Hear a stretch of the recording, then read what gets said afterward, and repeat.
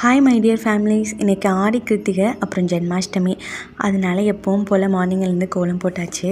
நான் பாப்பா வச்சு தான் பாதம் வைக்கலான்னு நினச்சேன். ஆனால் அவள் அதுக்கெலாம் கோஆப்ரேட் பண்ண மாட்டாங்க.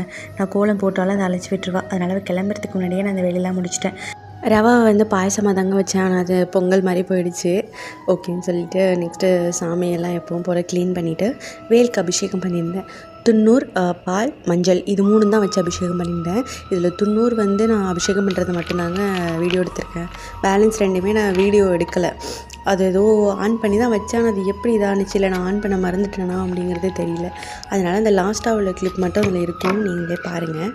என்னென்ன வாங்கணும்னு எல்லாத்தையுமே ஹஸ்பண்டோட மொபைலுக்கு சென்ட் பண்ணிவிட்டு என் மொபைலை வீட்டில் வச்சுட்டு தாங்க போவேன். நேற்றுமே பார்த்தீங்கன்னா போகும்போது வெத்தலைப்பாக்கு, வாழைப்பழம் எல்லாமே அனுப்பியிருக்கேன். ஆனால் வாங்க மறந்துட்டேன். அது எப்படின்னு தான் எனக்கே தெரியல.